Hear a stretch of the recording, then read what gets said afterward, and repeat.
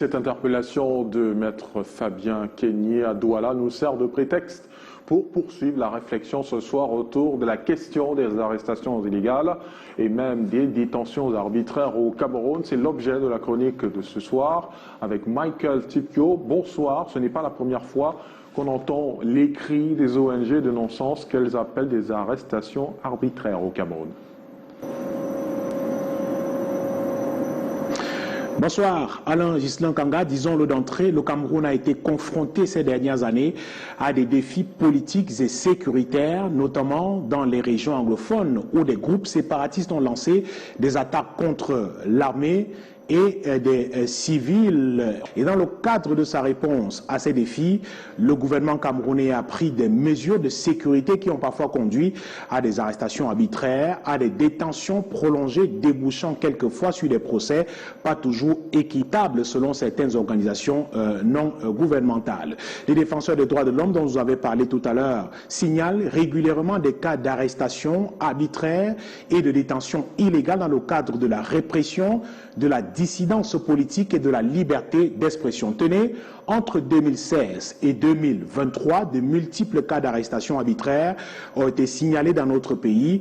En 2017, par exemple, l'avocat défenseur des droits humains, Félix Agobal, a été arrêté avec d'autres militants anglophones pour avoir organisé des manifestations pacifiques contre la marginalisation de la communauté anglophone. Ils ont été inculpés de terrorisme et d'incitation à la rébellion avant d'être libérés sous caution plusieurs mois plus tard. Souvenez-vous également qu'en 2019, Maurice Kamto, le leader du MRC, a été arrêté avec des centaines de ses partisans lors des manifestations.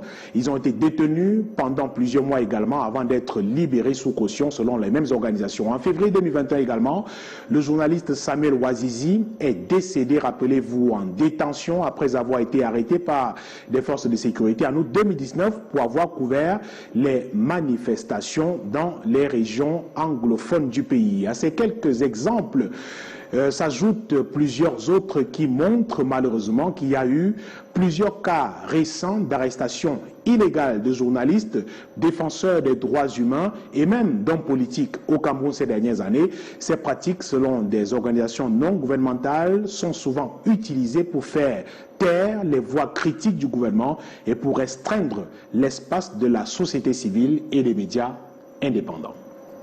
Michael, ces arrestations arbitraires et détentions illégales sont contraires aux normes internationales, à l'instar de certains textes internationaux ratifiés par le Cameroun.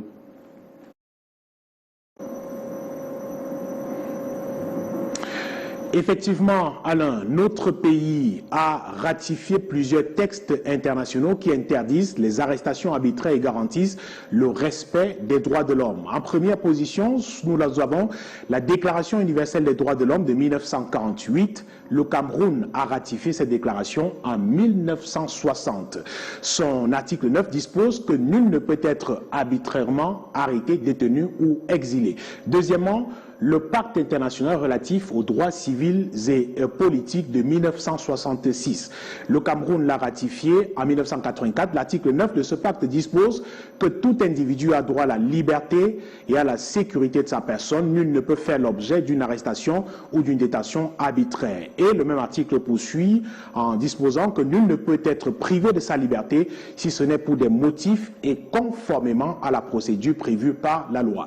La Charte africaine également des droits de l'homme et des peuples de 1981, ratifié par le Cameroun en 1989 en son article 6, garantit le droit à la sécurité de la personne et interdit les arrestations et détentions arbitraires. Et pour terminer, Alain, la Convention contre la torture et autres peines ou traitements cruels, inhumains ou dégradants de 1984 en son article 2 interdit les arrestations et détentions arbitraires ainsi que la torture et les traitements cruels, inhumains ou dégradants. Il est donc important de souligner que malgré la ratification de ces textes internationaux, les arrestations arbitraires continuent d'être un problème problème au Cameroun.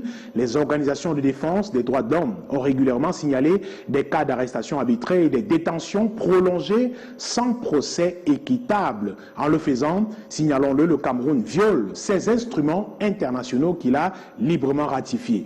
Il est également important d'interpeller l'État sur le fait que les arrestations arbitraires et les détentions illégales ne contribuent pas à résoudre les problèmes de sécurité et de stabilité du pays. Au contraire, elles peuvent aggraver les tensions et les divisions et affaiblir la légitimité du gouvernement. Peltipio pour cet éclairage et on poursuit ce journal avec la représentativité des femmes dans le processus électoral au cœur